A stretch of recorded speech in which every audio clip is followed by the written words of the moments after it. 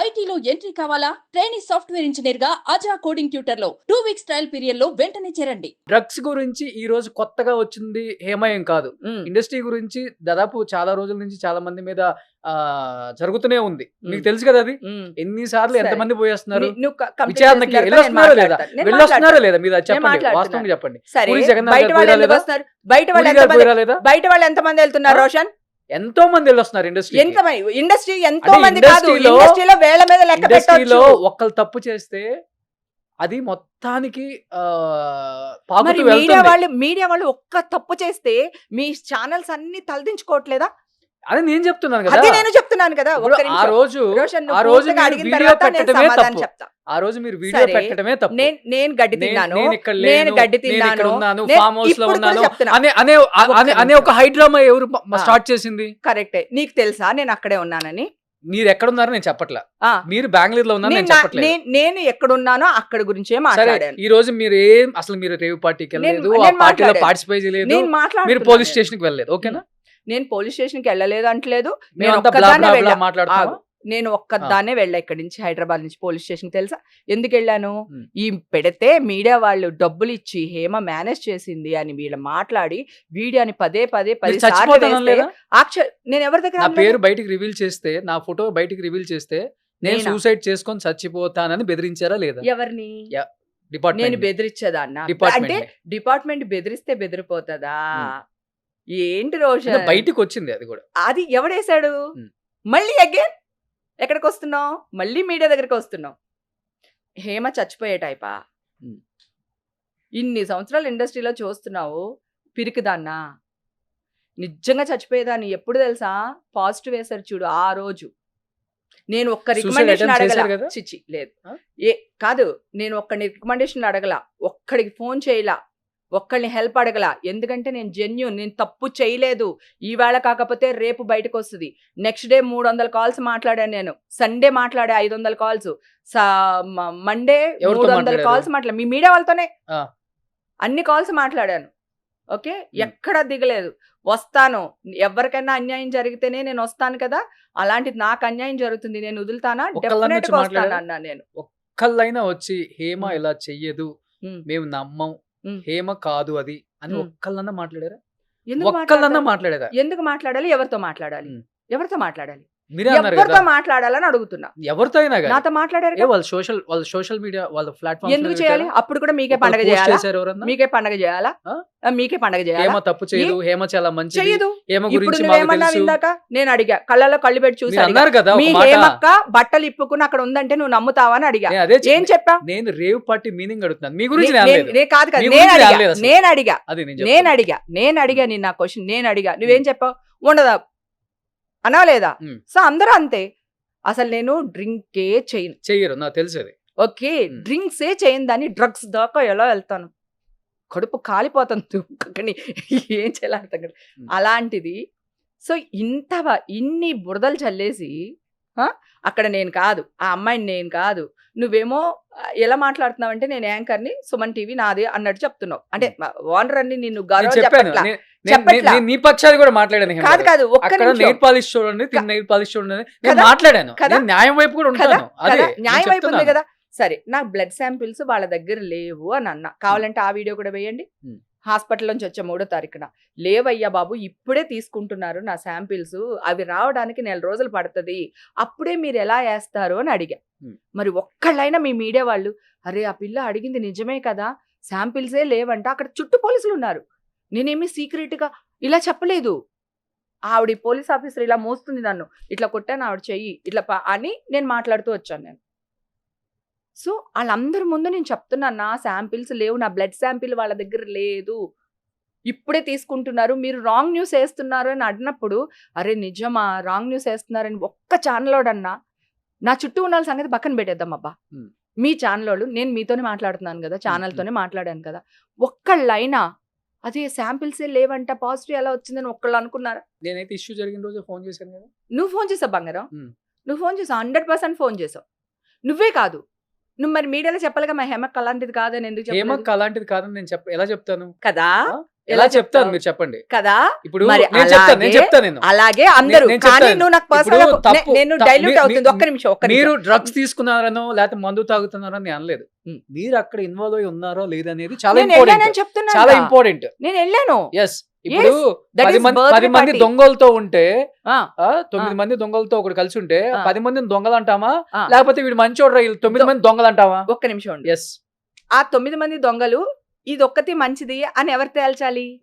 ఎవరు చెప్పాలి? కోర్టు ఇప్పుడు చెప్పాలి. దాకా లేదు, కోర్టు చెప్పాలి. ఇప్పుడు దాకా లేదు. కోర్టు చెప్పాలి. ఉమ్. నేను అడిగేది నేను తీసుకున్నాను లేదు కాదు నీతో ఆర్గ్యూ చేయట్లా. ఎవరు చెప్తారు వీళ్ళు 9 మంది దొంగలు ఈడు దొంగోడు కాదు అని ఎవరు చెప్పాలి? కోర్టు చెప్పాలి. నువ్వెవరు చెప్పడానికి? నువ్వెవరు నన్ను బదలాం చేయడానికి? సో న్యూస్ పాజిటివ్ వచ్చిందని మీ బాధ, అక్కడే ఎక్కువ బాధ. హా, ఉమ్. ఎట్లా వేస్తారు పాజిటివ్ అని? లేని దానికి పైగా drugs drugs drugs drugs international smuggling, belt bomb పెట్టుకుని 100 మందిని చంపేశారు, అమ్మాయిల్ని తీసుకుని వెళ్ళి ఎక్కడో వేసి కాల్ చేశారు, బొగ్గు చేశారు. ఏంటది? టెర్రరిజమా? ఉమ్. కోర్టే, హైకోర్టే చెప్పింది ఎవరైనా డ్రగ్స్ తీసుకుంటే వాళ్ళు విక్టిమ్స్, వాళ్ళని కాపాడుకోవాల్సిన బాధ్యత గవర్నమెంట్కి ఉంది. వాళ్ళ చేత ఆ డ్రగ్స్ మానిపించేసి సో వాళ్ళని అవును. కాపాడవలసిన బాధ్యత ఉంది. మీరు ప్రతి ఒక్కళ్ళని పట్టుకొచ్చేసి ఆ చిన్న పిల్లల దగ్గర నుంచి తెలియక హైదరాబాద్లో చాలా ఉంది. నేనే వ్యతిరేకం దానికి, డ్రగ్స్కి. నా ముందు సిగరెట్టే కాల్చరు నాన్న, డ్రగ్స్ ఎలా తీసుకుంటారు నా ముందు? అది పక్కన పెడితే ఆ రోజే టెస్టులు చేశారు. ముందు ఎట్లా వేసేస్తారు? 29th, 26th, 27th పాజిటివ్ వచ్చేసిందని వేస్తారు న్యూస్ అని. శాంపుల్ తీసుకుని 29th, థర్డ్కి 3rd సెకండ్ నోటీస్కి నేను వెళ్ళాను. అప్పుడే మీడియా వచ్చేసింది అక్కడికి, హాస్పిటల్ దగ్గరికి వస్తే నేను చెప్తున్నాను తప్పు చేస్తున్నారు చూడండి అని. ఇప్పుడు అవన్నీ పక్కన పెడదాం నాన్న. ఇప్పుడు ఇక్కడ ఉన్నాం కదా మన ఇద్దరం. నువ్వు ఎవరినైనా తెచ్చుకో, ఏ ల్యాబ్నైనా తెచ్చుకో, నా హెయిర్ కావాలా, నైల్స్ కావాలా, బ్లడ్ కావాలా తీసుకో, నేను రెడీగా ఉన్నాను. ఓకేనా? నెగిటివ్ వచ్చింది అనుకో నన్ను ఏం చేయమంటావు చెప్పు. పాజిటివ్ వచ్చింది అనుకో నువ్వేం చెప్పు చెప్తాను. నువ్వేం చెప్పినా చేస్తా. ఛాలెంజ్ ఇది. ఆల్కహాల్ కూడా తీసుకోండి, నా మందు కంటెంట్ ఎంత ఉందో కూడా తీసుకోండి, అది కూడా పబ్లిసిటీ చేయండి. Okay, challenge, open challenge. ఇవన్నీ పక్కన పెడితే అందరూ నా కూతురికి సపోర్ట్ చేసి, నా క్యారెక్టర్ ఆర్టిస్టులు, నా హీరోలు, కడికి మా విష్ణుబాబు కూడా లాయర్ని పంపించారు నా దగ్గరికి. ఓకేనా? ఎవ్వరు నన్ను వదలలేదు. పంపించి వాళ్ళందరూ నన్ను తెచ్చుకున్నారు ఇక్కడికి. నా కూతుర్ని ముందు నుంచో పెట్టుకుని ఎవ్వరు డౌన్ అమ్మ చాలా డౌన్ అయిపోయింది. అసలు అమ్మ 1 week తినలేదు. అమ్మది ఒక్కటే బాధ. అమ్మ గురించి మాట్లాడితే ఏడుపు వచ్చేసి. నేను పుట్టినప్పటి నుంచి అమ్మ ఒక్కరోజు కూడా హెడ్ డౌన్ చేయలేదు. ఊర్లో పరువు కోసమే నేను హీరోయిన్గా ట్రై చేయకుండా క్యారెక్టర్లతోనే సరిపెట్టుకొని నా మనసుకి ఏది నచ్చితే అది చేసుకుంటూ వస్తాను ఈ రోజు వరకు. ఇంత మంచి పేరు ఇట్లా రాత్రి రాలా. హేమక్క అనేది రాత్రి రాలా. నా 35 years కష్టం ఇది. అమ్మ 1 week అన్నం తినలేదు. ఆవిడకి ఆల్రెడీ కిడ్నీ ప్రాబ్లం ఉంది. 2 kidneys 70% పోయినాయి అన్నమాట. ఆవిడకి బ్లడ్ ఎక్కించాం, తిండి లేక 6% బ్లడ్ పడిపోయింది ఆవిడకి. ఆ టాబ్లెట్స్ ఈ న్యూస్ విని ఎన్ని పచ్చి బూతులు తిట్టిందంటే ఛానల్ వాళ్ళని దుమ్మెత్తిపోసింది. ఆవిడ ఉసురు డెఫినెట్గా అందరికీ తగులుతుంది. నేను చాలా ధైర్యంగా ఉన్నాను, ఎందుకంటే నేను తప్పు చేయలేనప్పుడు నేను భయపడిన తలవంచు. ఎప్పుడు చూడలేదు నేను అమ్మ విషయం, ఎందుకంటే చాలా డౌన్ అయిపోయింది. అమ్మ చచ్చిపోద్దు అనుకున్నాం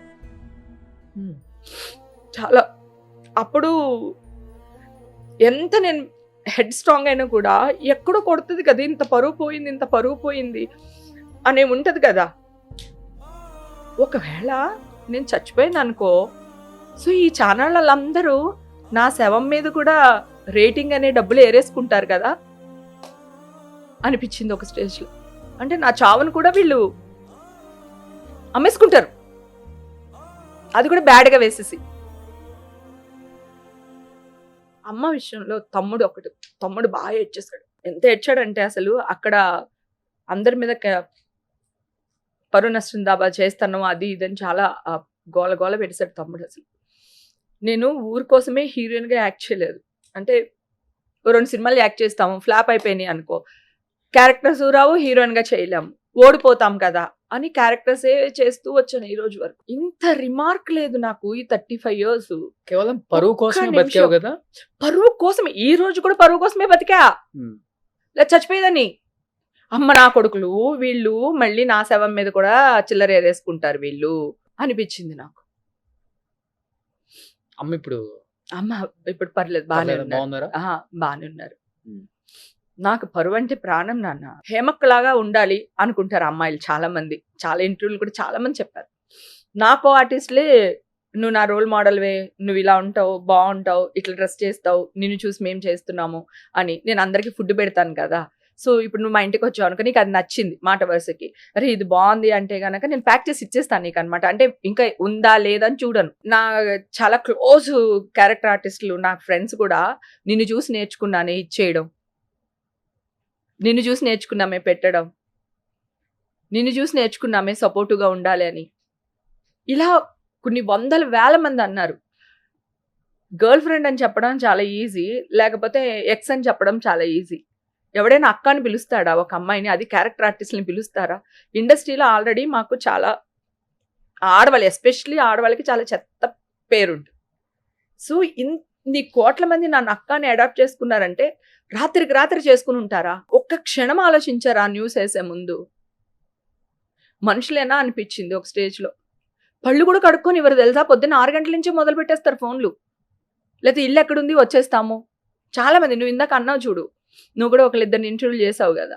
సో వాళ్ళ మీద కూడా నేను ఇప్పుడు పరువు నష్టం దాబా వేశాను మొత్తం. ఆ ఇద్దరు వీళ్ళ పైన ప్లస్ ఇంకొక యూట్యూబ్ ఛానల్స్ పైన, కొన్ని ఛానల్ పైన ఆల్రెడీ వెళ్తే మండే ఇప్పుడు అన్ని హాలిడేస్ కదా, నోటీసులు కొంచెం హార్డ్ గానే వినాల్సి వచ్చింది మీ గురించి. అందుకని వేసేసాను. పతివత పరమానం ఉంటే తెల్లవారిందా చల్లారలేదంట. అదే ఏంటి? అవును.